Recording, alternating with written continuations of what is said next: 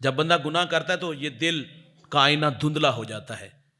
جب گناہوں کی سیاہی چڑھتی ہے نا، گناہ پہ گناہ ہوتے ہیں تو دل سیاہ ہو جاتا ہے اور گناہ کرتے ہوئے شرم بھی نہیں آتی. اور جب دل سیاہ ہو جائے تو اس دل کی صفائی ستھرائی کیسے ہوگی؟ اس دل کو صاف کرنے کے لیے 4 عمل ہیں جس سے ہمارے دل کا آئینہ اجلا ستھرا اور صاف ہو جائے گا.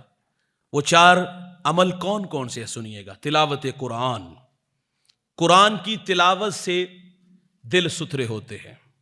یاد کیجئے گا کتنی دیر ہوگی اس کتاب کو کھولے ہوئے، اس کو ہم نے اوپر سے دیکھ کے پڑھا ہوا یا اس پر عمل کے جذبے انتہائی معذرت سے وہ ناظرہ بچپن میں پڑھا تھا اور اس کے بعد اس کو بند کر کے رکھ دیا. اس کی ضرورت ہمیں ہوتی ہے جب ہم نے فیکٹری کارخانہ بطور برکت کے لیے قرآن خوانی، یا ہمارے مردے کی روح قبض نہیں ہو رہی تو سورہ یاسین یا سورہ ہود پڑھانے کے لیے وہ بھی مدرسے سے بچے لا کے بٹھائے، وہ بھی خود نہیں پڑھا.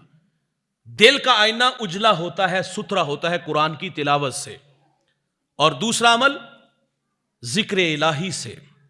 جب اس دل پہ اللہ کا ذکر، اس کی ضرب لگتی ہے تو دل کا آئینہ ستھرا ہوتا ہے. اور تیسرا عمل موت کی یاد. جس کو یہ یاد ہونا کہ میں نے بالآخر مرنا ہے. بعض لوگوں کو اگر یاد قرآن تو وہ کہتے ہیں مولوی صاحب تقریر کو اور ہی رکھو، شباب ہمیشہ رہے گا، عمر کے سائے نہیں ڈلیں گے، موت کی ہچکیاں نہیں لگیں. ہم تو گزر جاتے ہیں. جسے یاد ہونا میں نے مرنا ہے تو پھر وہ دنیا کی رنگ رنگینیوں میں نہیں کھوتا بھائی. اور چوتھا فرمایا صحبت صالحین.